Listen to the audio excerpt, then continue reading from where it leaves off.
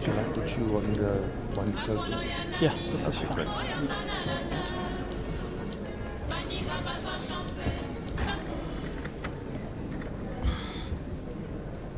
Morning, everyone, and welcome to Mindspeak, and it's a pleasure to have you all here today.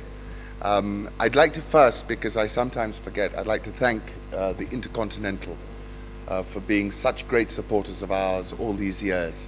And in particular, I'd like to thank a friend of mine, Carl, who's now in Lagos, but he still manages the Intercontinental here, and I'm very grateful to him.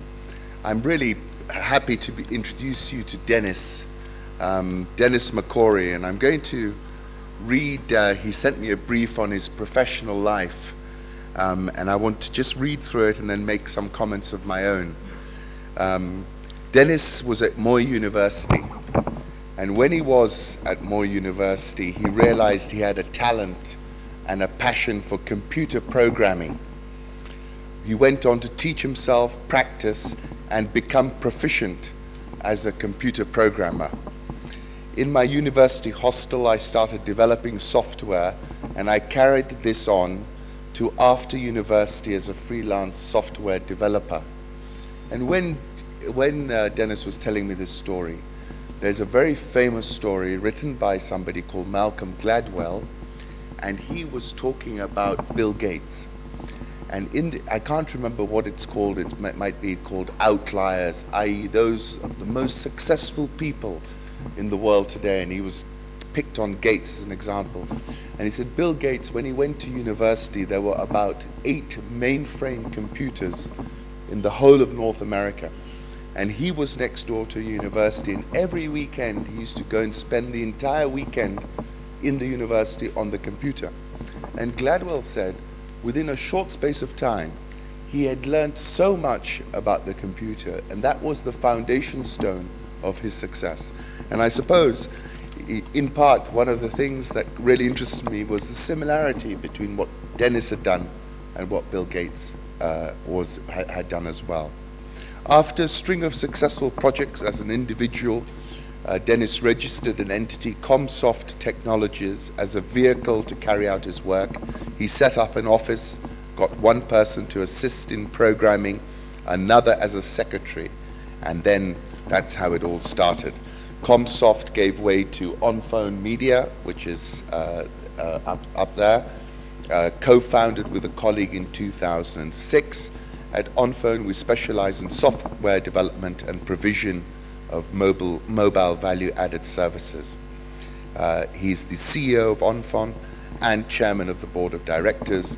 They currently employ 65 employees directly, another 60 employees in companies associated with them. ONFON has been in operation for 7 years and is currently the leading value-added service provider in Kenya. They've also expanded into regional markets, set up operations in Uganda, DRC, Tanzania, and Ghana. Dennis he's the chairman of Denmark Petroleum Limited, chairman of Forum Construction Limited, chairman, board of directors of Ken Pharma Healthcare Limited, a board member of Afri Oil International Limited, and a board member of Comtech Worldwide Logistics Limited. And when I met Dennis is very entrepreneurial and has a very, very interesting mind in the way he explores other opportunities, and I hope we get a chance to hear from him about that as well. Has an interest in philanthropy, participates as a director of the National Youth Guidance and Counseling Association. NYGCA is a non-profit NGO where they counsel and motivate the youth, especially in universities, colleges and schools. And he's also in the process of constructing a children's home from where Dennis came from. Dennis, where did you come from exactly in Kisii? Gucha. Sorry? Gucha in Kisii. Okay, I'm sure you'll tell everybody. Board member for the One Hen campaign group, empowering farmers by giving them a hen in a cage and training them on poultry farming. Over 20,000 farmers have benefited from this initiative. And this is the sentence which I tweeted a couple of times because I think it's a really great sentence, and Dennis obviously wrote this himself. I thank God for the accomplishments, having been brought up in the poorest and humblest of backgrounds. My father was a matatu tout. I look forward to God's grace and blessing as I continue with my professional life. And his motto is this: life is a jungle that requires hard work, consistency, patience, cleverness, determination, experience, and sometimes luck for a pleasant survival. And really is my great pleasure to introduce my friend Dennis to you all today and hear Dennis's story from that room in the hostel at Moore University to where you are today in very short years. Dennis, thank you.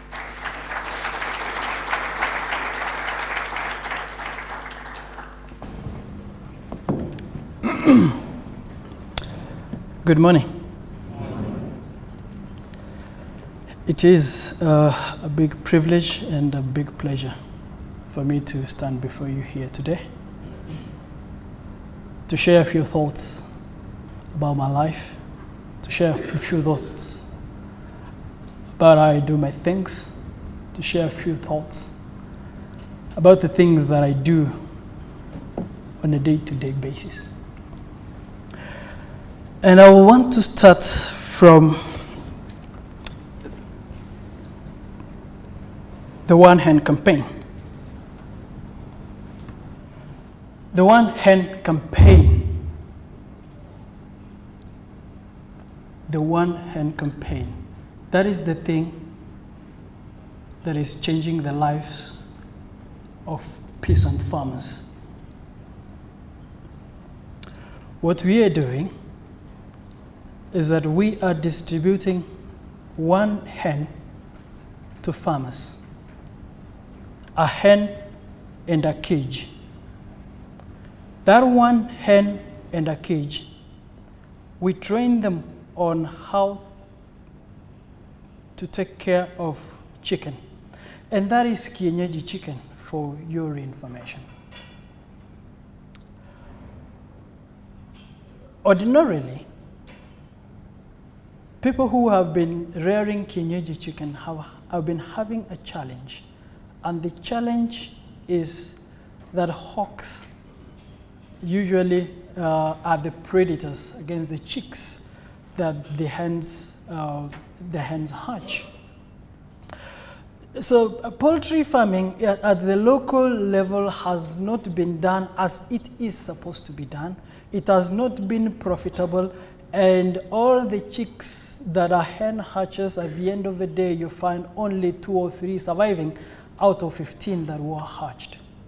So when we are giving a farmer a hen and a cage, what we are telling them, or what we are doing, is the chicks that are hatched are taken care inside the cage.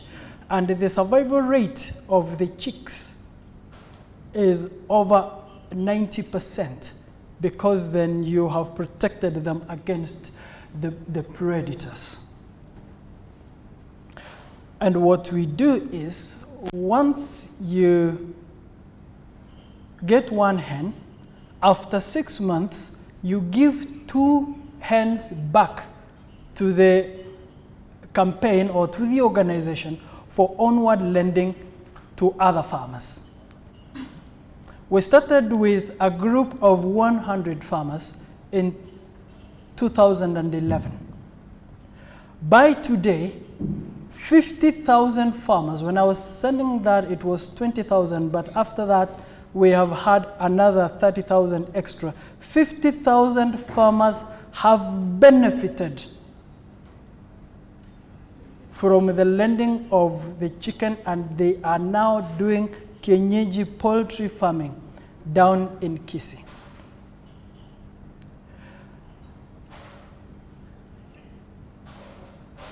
We are enabling farmers who otherwise are destitute and are peasants and are not having anything that they are doing. But by giving them that one hen and a cage and teaching them poultry farming, we are enabling them to create wealth. And what we are finding is that after 1 year, a prudent farmer can have as many as 50 chicken, as many as 100 chicken from one in a period of a year. When they go to the second year, from the 50 or 100 that they got during the first year, they're able to get 1,000. And what have we done with these farmers? We have brought them together and we have formed a circle where they are contributing as little as 20 shillings every week. They are contributing as little as 2 eggs every week. And in a period of 2 years, peasant farmers have been able to collect 20 million Kenya shillings in the Sky Circle that we started as a result of the One Hen campaign.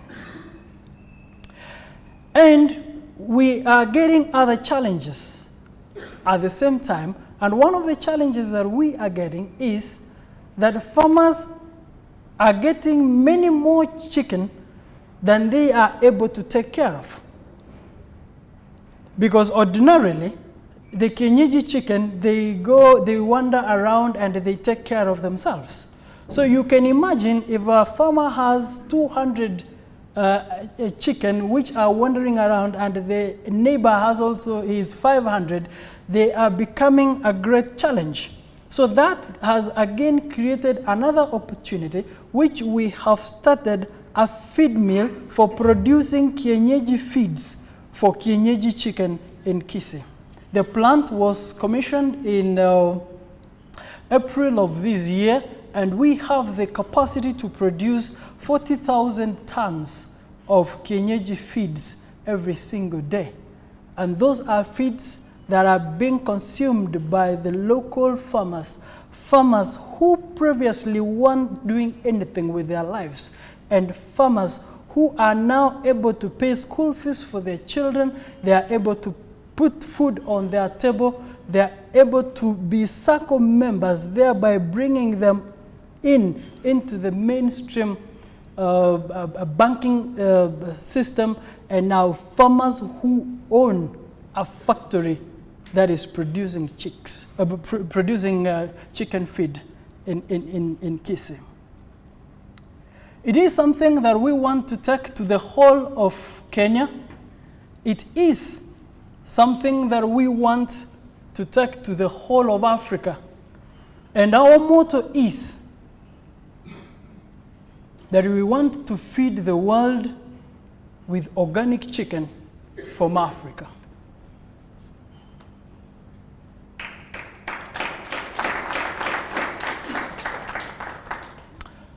Today, most of the world feeds on broiler chicken.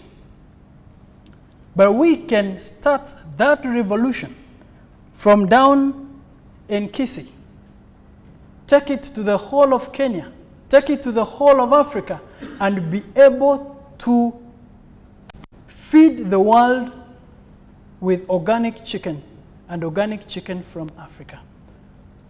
Very soon, in the course of next year, we are establishing a slaughterhouse, and that slaughterhouse, within the course of next year, you will also be getting kienyeji chicken, that is organic chicken, in the supermarket shelves, in the Nakumats and the Uchumis and the Nevas of this world. And we are starting it from Kenya, and we are taking it to the whole of Africa and to the whole world. It's something, it is something that I'm very passionate about, because it is a very, very simple concept. How many people have been keeping kienyeji chicken for the rest of their lives? But they had not thought, and they had not known that if you try and commercialize that process, the raising of kienyeji chicken, it can bring a big difference to the lives of the people. And the cage is what is making the whole world of difference. The cage is the critical success factor. So by giving the cage and the hen, we are guaranteeing that all the hens or all the chicks that are being hatched are going on to success, onto maturity, and thereby giving value to the farmers. The One Hen campaign or the One Hen story has been awarded, and recently our CEO was awarded, was recognized by President Obama as one of the Young African Leaders Initiative, the YALI, the one that was concluded in late last month. So he was selected and went to Washington for training for 7 weeks, and they are now back. Last year, in 2013, we were recognized by the Rockefeller Foundation as the top 100 next century innovation, the One Hen campaign. And in the year 2012, we were the runners-up under the Africa Rural Connect contest that was run by the National Peace Corps Association. It is a concept that has been awarded. It is a concept that is going places. Probably if you haven't known about it, this is the time to know about it. This is the time to embrace it. This is the time to come and join this great movement that is starting. And for sure, it is one of the innovations that is going to surpass the next century. It is one of the top 100 next century innovations as recognized by the Rockefeller Foundation. A challenge which I want to throw to you and I want to throw to myself. Tomorrow, I am buying my one hen. My one hen. Tomorrow, 1st of September 2014. And for those of you who follow me on Twitter, I will keep tweeting the progress of my hen, from how it is laying the eggs to how it's hatching the chicks and how many are they, and how many are surviving at the end of the day. And by 30th, same day today, next year, I will tell you how many hens or chicken, kienyeji chicken, I will have raised. And I'm sure it will be more than 100. By the same day, 2016, I will also tell you how many chicks or hens I'll have had by then. And I can tell you, there will be more than 1,000. And in 2017, same date as today, I will also tell you how many hens I'll have had from the one hen, and there will be more than 10,000. And if you do 10,000 shillings times 500 conservatively, which is the cost of a kienyeji chicken, though a kienyeji chicken goes for anything between 500 and 1,000 shillings, but conservatively, if you put it at 500 shillings times 10,000, that is 5 million Kenya shillings. So in 3 years, starting tomorrow, starting like a farmer, starting like a peasant farmer, I am going to generate 5 million Kenya shillings revenue from my hen that I am starting tomorrow. It's a challenge. I have given it to you so that I'm not going to duck, and I'm going to do it. And for those who are following me on Twitter, I will keep you abreast on what is happening.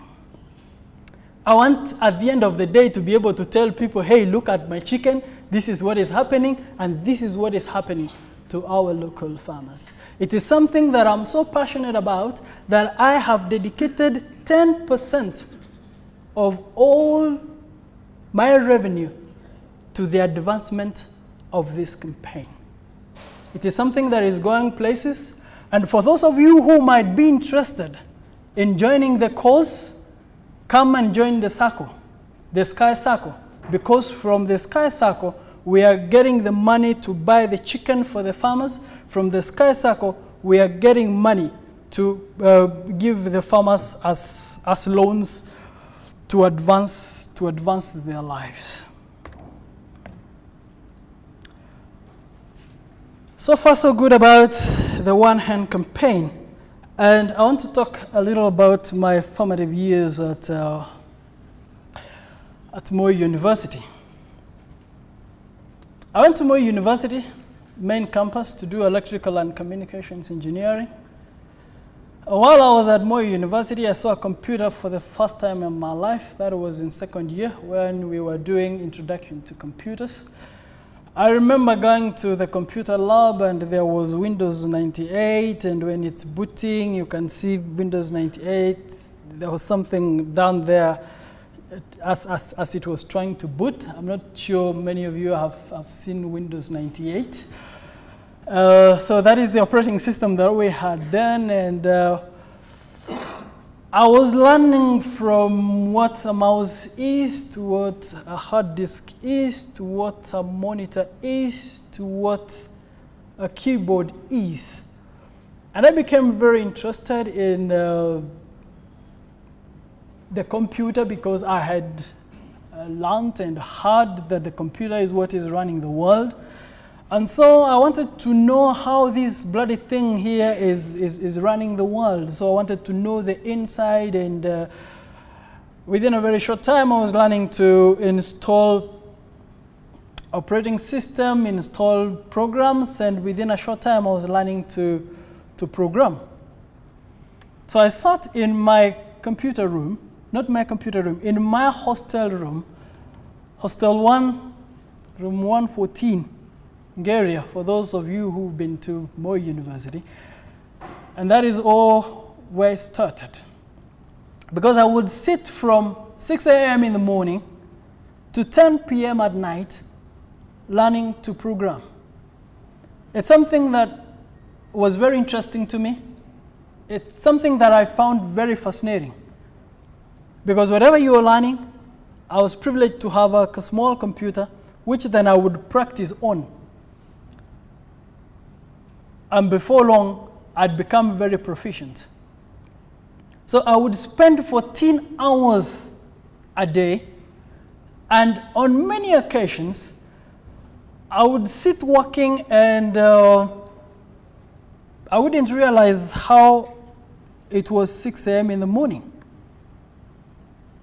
I would work, and before I know it, when I look at the watch, I find it's 6 a.m. in the morning, and I'm like, God, I have not slept.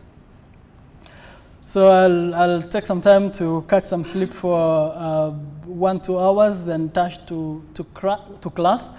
And many times I used to Skype class. Do not tell my lecturers at Moi University like that, because they might withdraw my degree.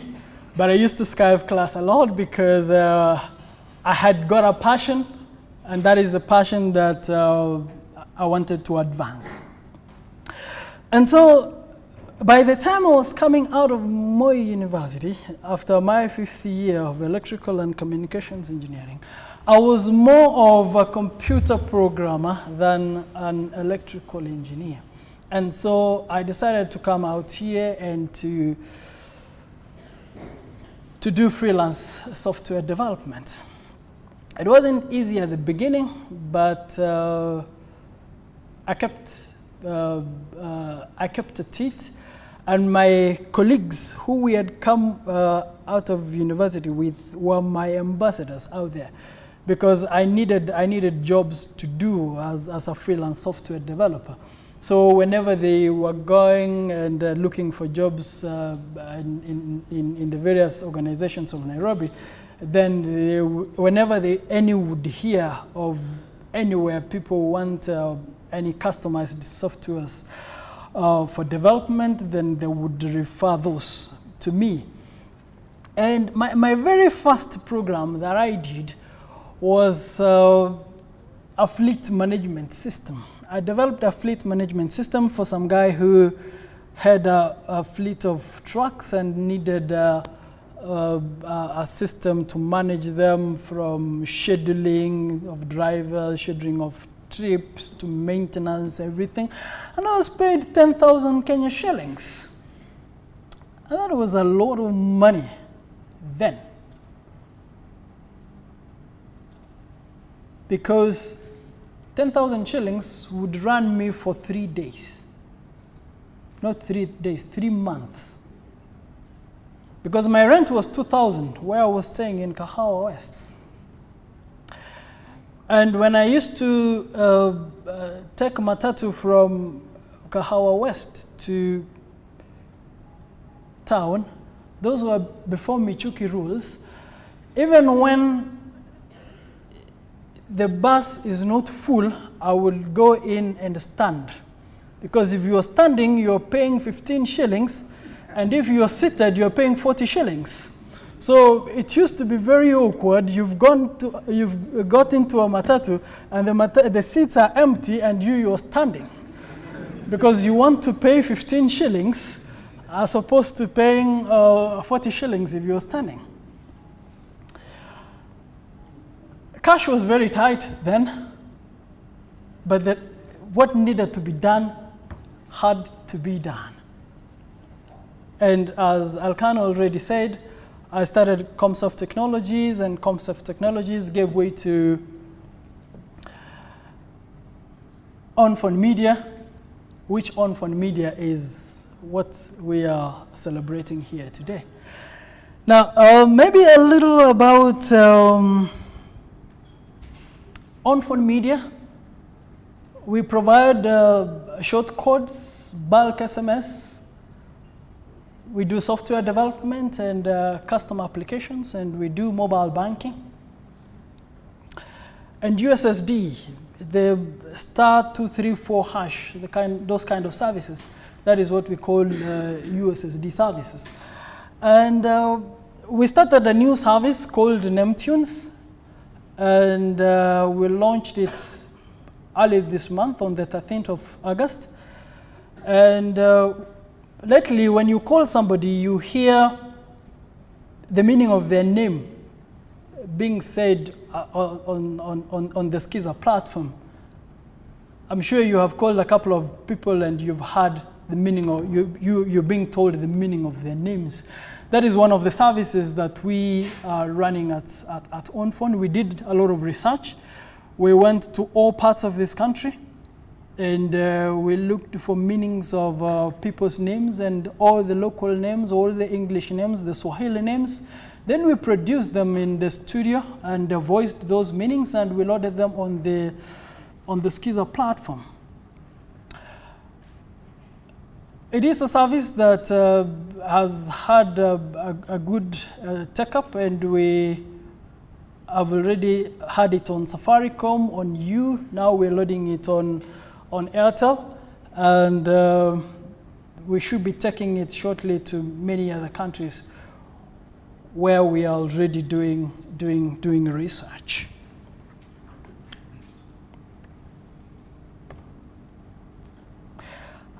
For your information, I don't code anymore. I stopped coding when the Alexes of this world came into my organization. Alex is one of my lead programmers. And they told me, boss, we do not want to see you here coding. So you go and do other better things. And so having been chased from coding, I then had to dedicate my life to trying to make a difference in other people's lives. And that is what I do, and I do not code anymore. And I thank God for that.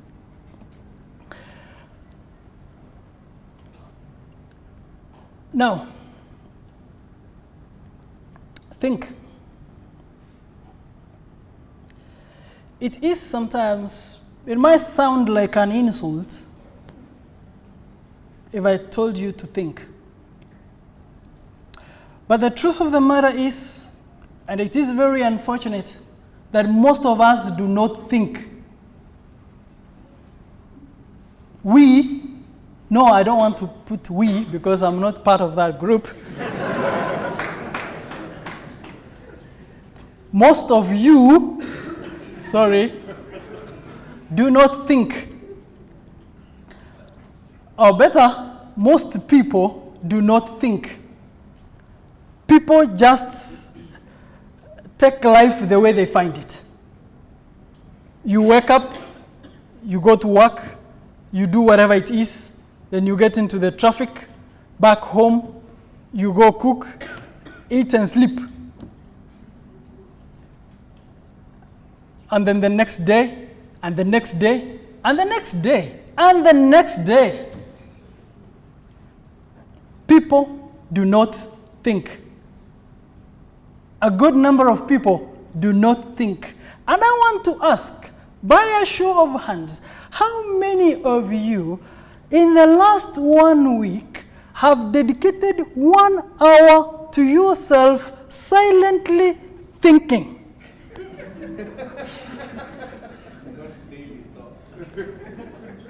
Thank you. So that was 10%. I saw 10% hands up. It is unfortunate that we do not do the things that would make a big difference in our lives. Thinking is very difficult, and I must tell you, thinking is very difficult. But if you learn and try and do, what you will achieve by thinking is much more than you would ever imagine. Dedicate 1 hour, or you can even start with 30 minutes, quietly with your thoughts. Shut the world out. Put off that Facebook, put off that phone, put off that Twitter. Be with yourself for some time, 30 minutes a day, 3 days a week. 1 hour a day, 3 days a week. You do not need necessarily to be thinking all the time. You do not necessarily need to be thinking every day of your life. But 3 days a week, 1 hour each, if you would dedicate it to yourself, shut the world out and be with yourself, great things will start forming in your mind. Great processes and thoughts would start happening in your life, and before you know it, you would find yourself doing great things. It is not just enough to live life as you find it. It is not just enough to live the rat race that life is. No, occasionally shut the world out. Shut the world out and be with yourself. The other day I was talking to some young man and I was asking him, hey, why aren't you, no, not why aren't you, when are you calling me for your wedding?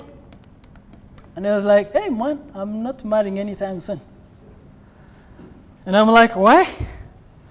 And he told me, if I'm married, it will deny me my thinking time. He told me, we were having dinner, you going home, I am sure you are not going to think. Me, after this, I'm going to take a couple of hours and in the quietness of my house, work up to, say, 2 a.m. in the morning. That was about 9 p.m. And I looked at him and I'm like, yes. And that is a guy who's making big waves in the industry and is going big places. And I said, yes, that is a secret. He knows when everybody else is busy running the rat race, he gets his quiet time to think about life, to think about his work, to reflect, and to do some quality work in the quietness of the midnight.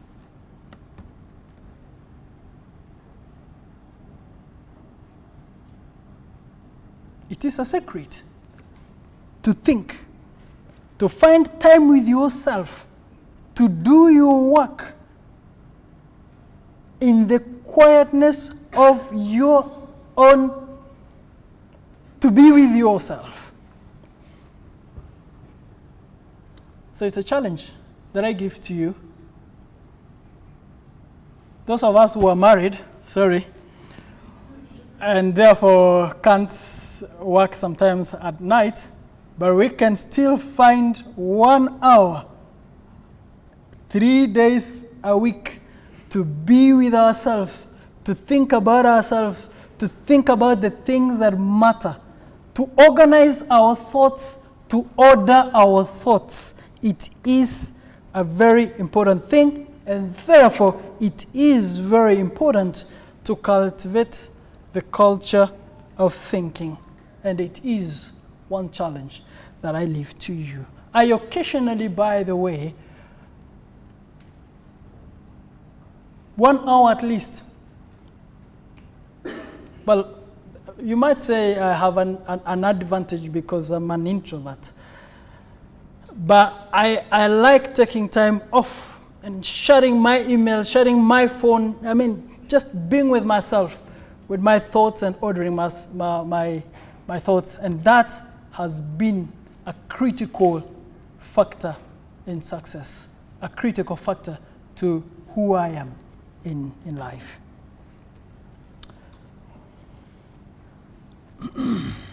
Focus. I want to tell you today to put all your eggs in one basket and to watch that basket. They say that do not put all your eggs in one basket.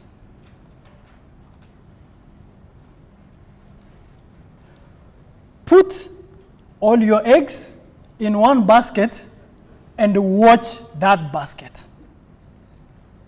If you do, I can tell you for a fact that if anybody were to come anywhere near that basket, you would not let him. If all your eggs were in one basket and one person wanted to mess with that basket, you are not going to let him mess with that basket.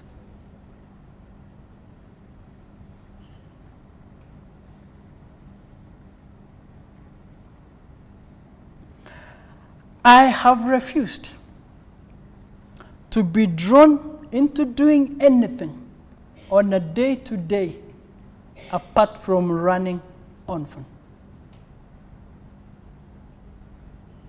That for a fact. I have refused, and you can mark my words, and you can go and check it out. I have refused to be drawn into doing any other thing day to day apart from running ONFON. When I do the other things that I need to do, I do it at the board level and I leave other human beings to run the show. The One Hand campaign that I told you about, I sit at the board as the finance director. I am never there day to day, but I know what they are doing. I am in sync with them, but there is a management, there is a CEO, there is a deputy CEO, there are people on the ground doing day to day. In as much as I have a passion there and it is something that I really like, I am not doing it day to day because I know the day I will start doing 2, 3 other things apart from running ONFON, then I am losing my focus. My one basket is ONFON. My one basket, where I have put all my eggs, is ONFON. And if you dare come around that basket, I am going to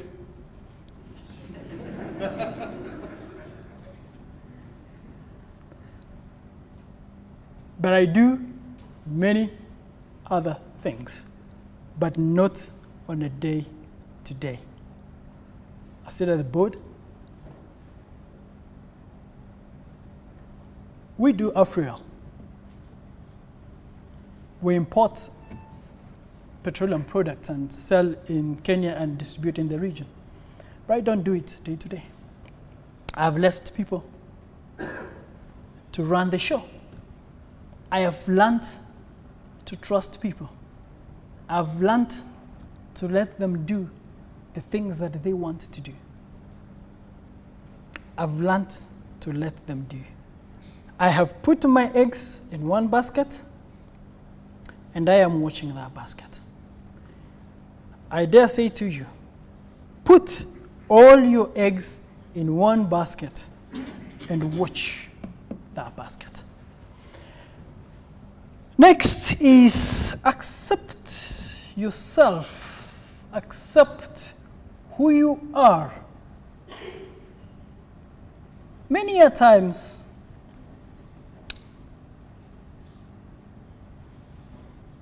we try to do things that we are not meant to do. We try to be what we were not meant to be. I want to tell you here, and in broad daylight, that we cannot all be businessmen, because we were not all created to be business people. We were created with different talents.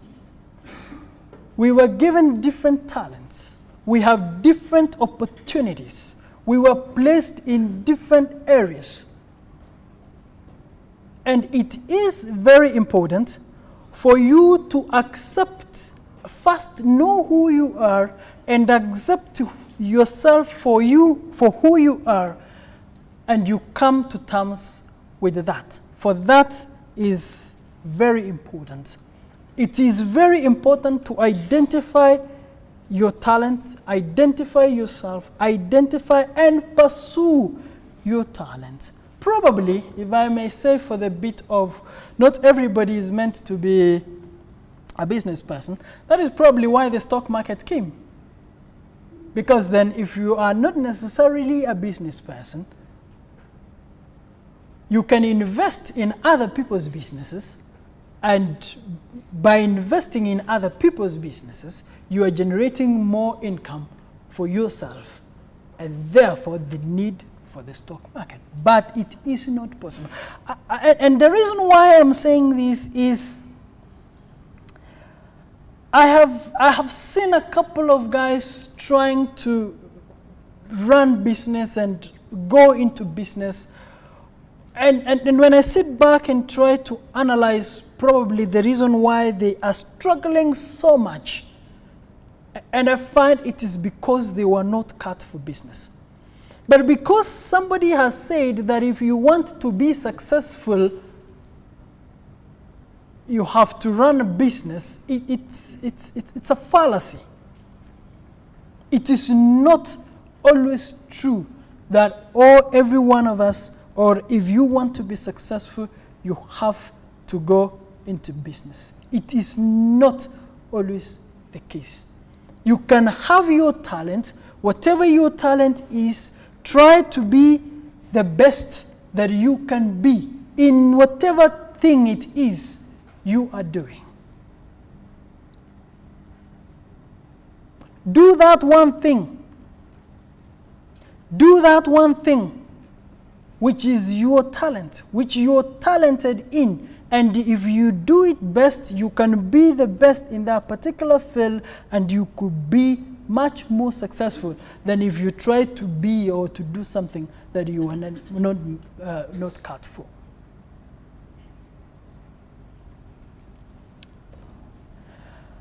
I say that a medical doctor running a matatu business can only be a mediocre doctor.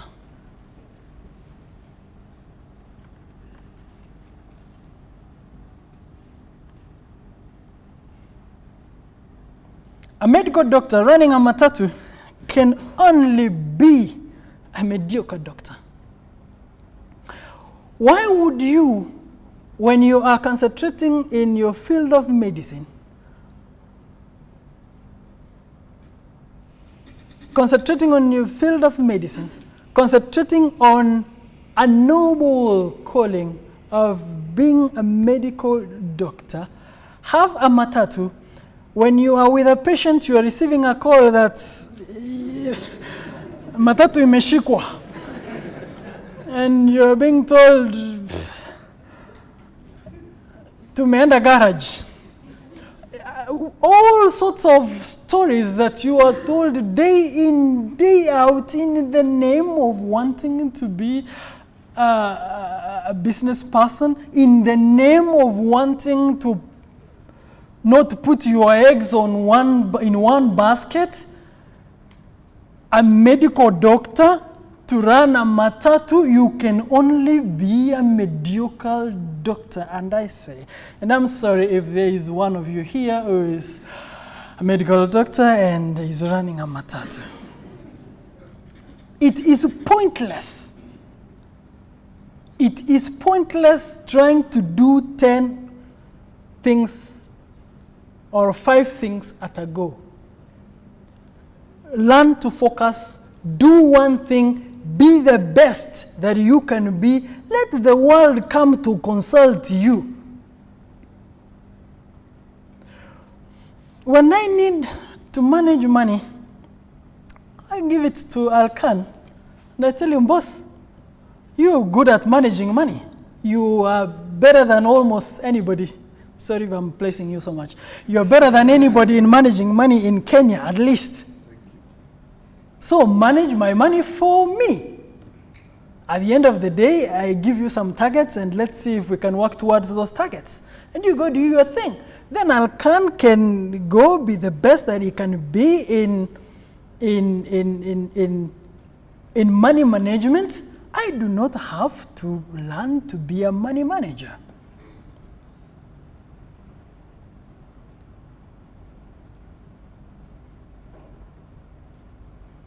A friend of mine called Tom Makau is a security expert, a network security expert, and he's recognized by the industry as being a security expert. If you need anybody, if you need anything, and IT networks and security, you know where to go. He's distinguished himself. And he's growing and becoming the very best in network security. And I'm very proud. And when I look at that and I'm like, yes, this is what we need to do. Cultivate your niche, get it right and do it. Put all your eggs in that one basket and watch that basket, and that basket will make a big difference to your life. Work and work hard towards something.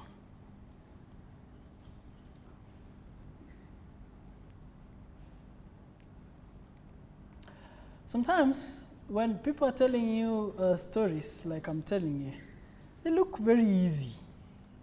Easy and rosy. But it's never easy. It's never that rosy. You have to take your time.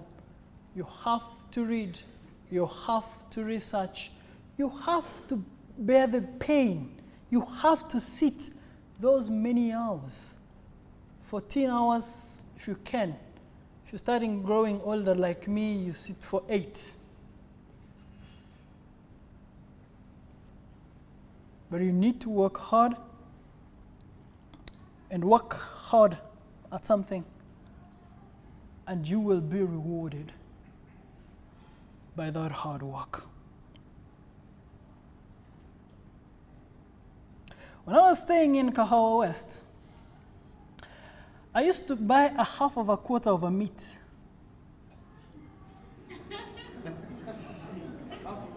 Yes, a half of a quarter.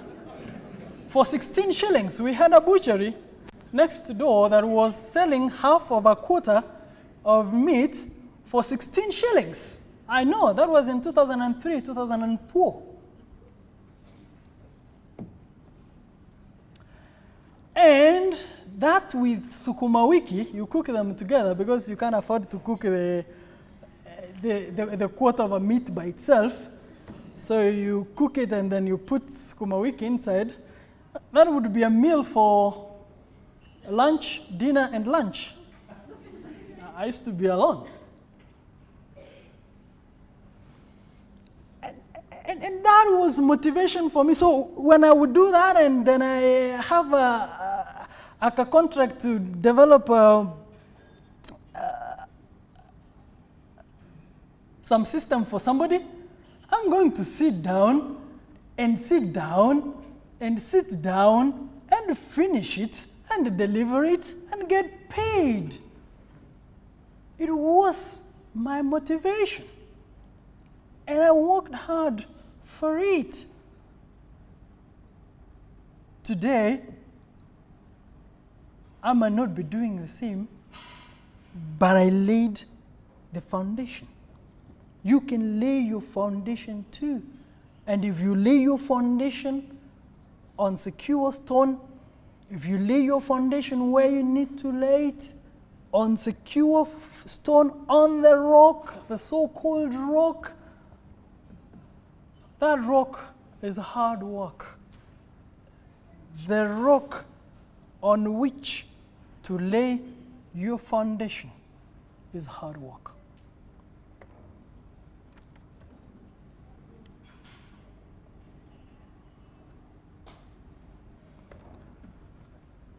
The role of God. I want to say that whatever your God is, He has a place in the happenings of your life. Whatever it is, I don't care whether you're Muslim, Hindu, whatever, or Christian. But whatever your God is, that God has a place in the happenings of your life. Many times, what we call luck is the workings of God.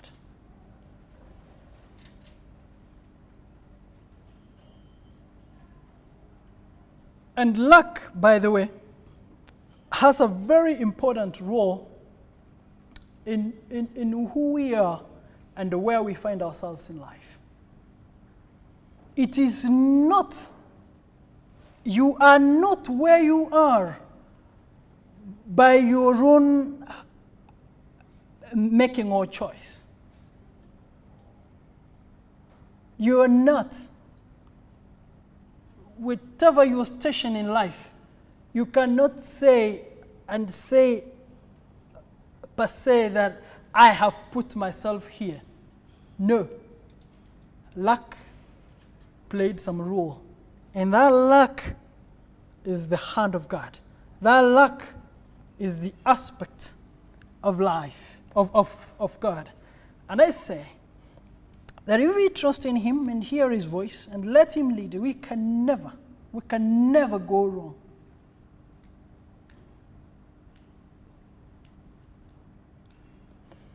But there is a rider. We can never resign ourselves to fate. We can never resign ourselves to fate. We must do our bit. And God does not do what a human being can do. God does not do what a human being can do. You have to do your bit. You have to go and do your work. You have to sit down and think. You have to sit down and lay strategies. You have to sit down and work. That is the realm of the human. What the human can do, the divine does not do. So we must never resign to fate. We must not say that now God has placed me here. No. You do your bit. You do your bit. You do what you are supposed to be doing and let God do His bit. For God does not do what a human being can do. If it is your chance to go wake up in the morning, go to work, you have to wake up in the morning and go to work. God cannot do that. If it is yours to sit down with yourself and think that you have to do God cannot do that. For what the human can do, the divine cannot do.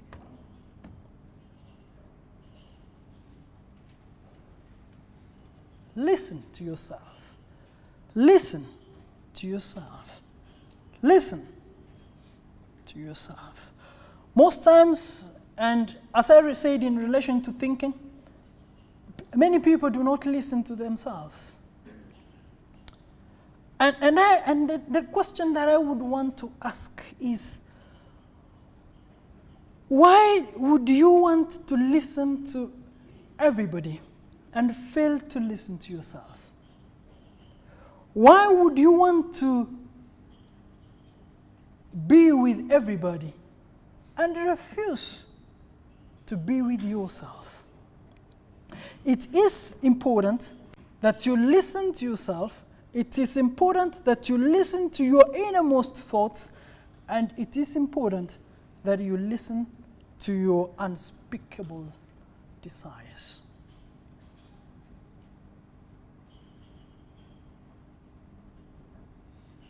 If you would sit down and think,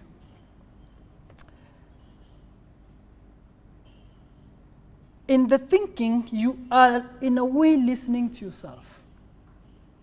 And if you listen to yourself, you will surely hear.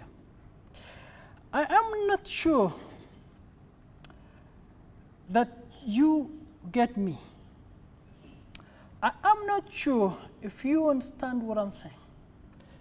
Because I'm saying a bit of very deep spiritual things. But suffice it to be that if you listen, you can hear.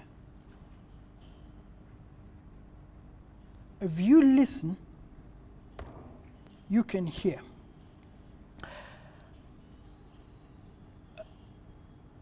Now, I got a quote which I want to share with you this morning, and that is by Napoleon Hill. That our brains become magnetized by the dominating thoughts which we hold in our minds.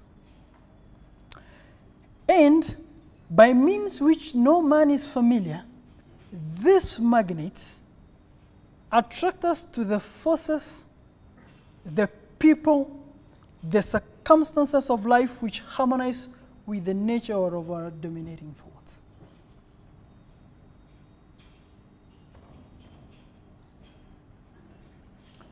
Dream.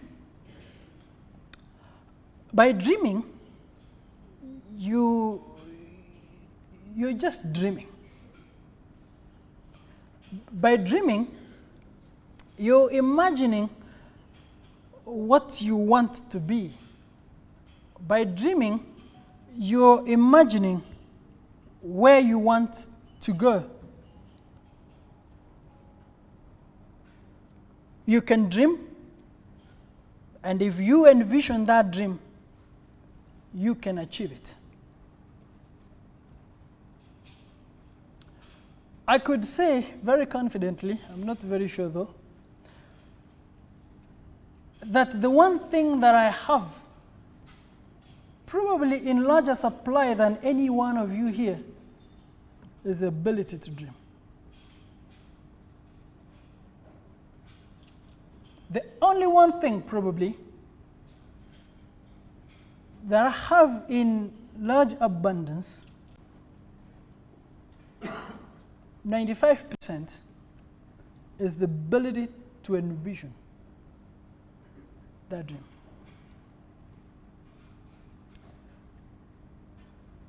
It is pointless to dream a small dream. Dream and dream a big dream.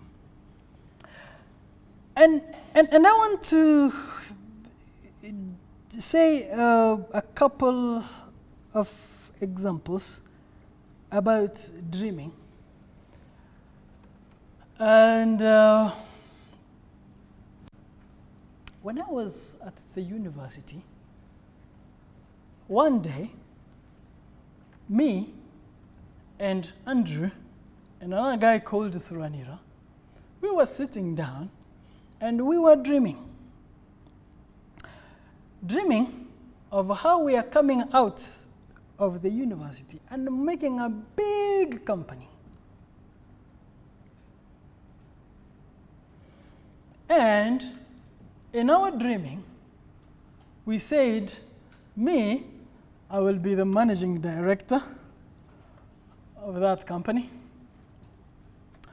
Andrew will be the technical director of that company. And Thuranira was to be the financial director of that company. And the people who were saying those things were very poor.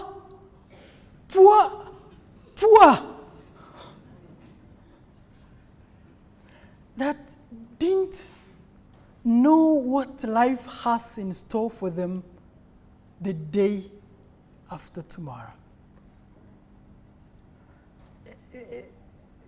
They were just, I don't know what to say, but it was a pure dream. I hope I'm not time. I'm okay. I'm good. Thank you. Now, I don't know whether you can imagine that. Huh? Some 3 young men randomly sitting in the university and saying, okay, now we will go do XYZ. And now me, I liked the big one. Eh? So I said I will be the managing director or the CEO for that organization. And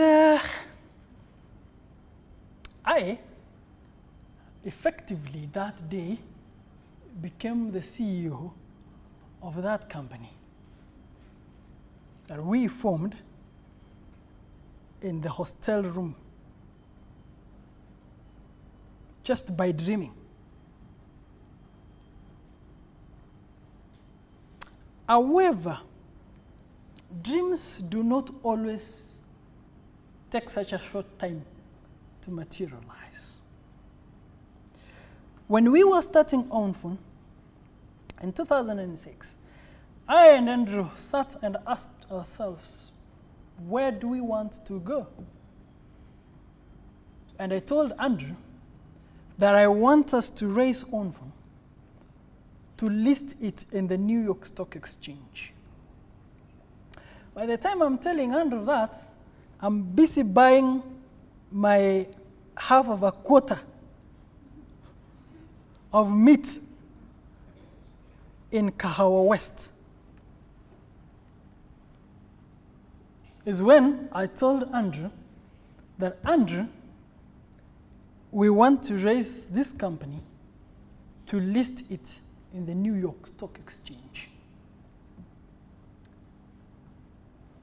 It was a dream. Today, it is not a dream. Today, I know the way. I have figured it out. And things have worked in the way that they have worked and have presented us with opportunities that are going to enable us to list this company ONFON Media in the New York Stock Exchange in the year 2017.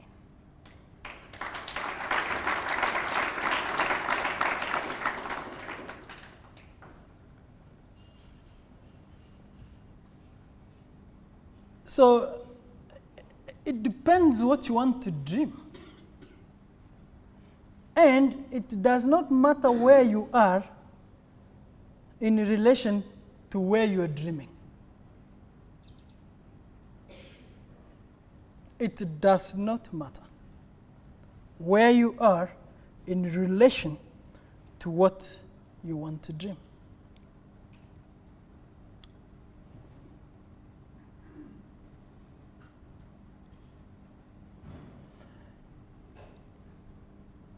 And I want to take you still to that one statement by Napoleon Hill, that our brains become magnetized by the dominating thoughts which we hold our minds. and by means which no man is familiar, by God's hand, therefore, these magnets attract us to the forces, the people, and the circumstances of life which harmonize with the nature of our dominating thoughts. When I was telling Andrew that we want to list ONFON in the New York Stock Exchange, I did not know how it is going to happen. We didn't have the products. We didn't know, zero, completely. But because that is something that I put at the top of my mind, because that is something that I have always said I will do at one day, because I kept it in my mind, because I would always go sit down in a quiet place 1 hour every 3 days in a week to think about it. Finally, in the course of last year, the wheel opened and I was able to see that, yes, this is how we are going to list ONFON on the New York Stock Exchange. The circumstances, the forces, the people have been aligned in a way to bring about the fulfillment of that one thing which we have always held dear. That one thing which we have always held in our minds. And I therefore say, and I repeat, that our brains become magnetized by the dominating thoughts which we hold in our minds, and by means which no man is familiar. These magnets attract us to the forces, the people, and the circumstances of life, which harmonize with the nature of our dominating thoughts.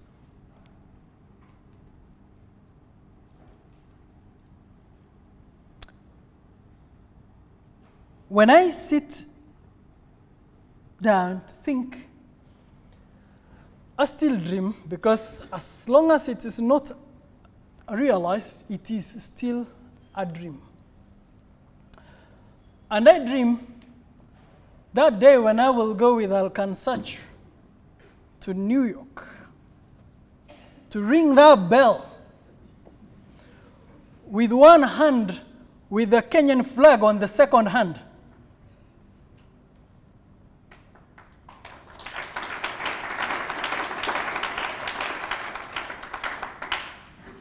And take my private jet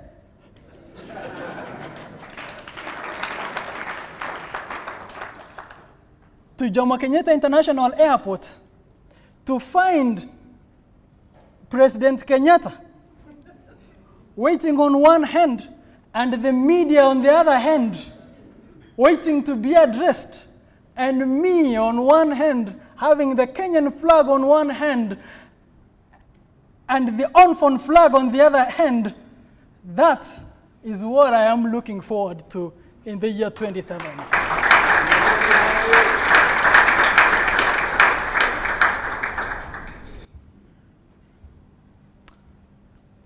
Whatever you call it a dream. I do not care. Whatever it is, I am dreaming. And it will come to pass. So please, dream, and dream a big dream. And it is pointless to dream a small dream. And if you envision your dream like I've envisioned mine, you can achieve it. And whatever you find to do, find a way to connect with your dreams and desires. That is me in New York at the New York Stock Exchange. I spent a full day there, just feeling it. You know, you can see I have water in one hand, and probably a couple of photos have been taken on the other hand. And I stayed there from morning to evening.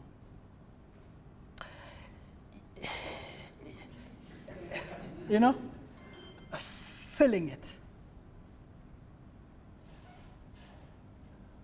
Trying to connect with it.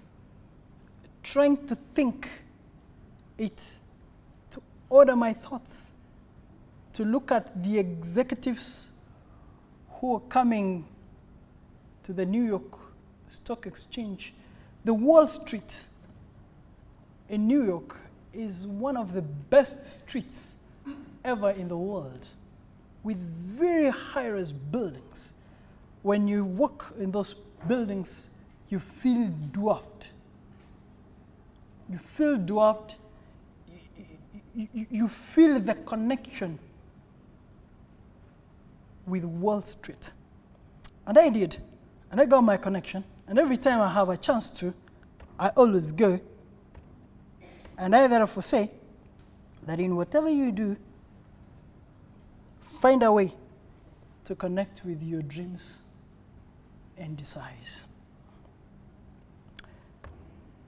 And my life motto, this is what I live by. Life is a jungle that requires hard work, consistency, patience, cleverness, determination, experience, and sometimes luck for a pleasant survival. That is my house. The one that I built in 2004. Because I needed to marry. And I married in 2005. So when I got some little money in 2004 from my software development, I built that house. It's still there, by the way. It's still there, and that is where my Shamba boy lives. And that is deep in rural Kisii. That is the beginnings. That is where I came from. And with that, thank you very much.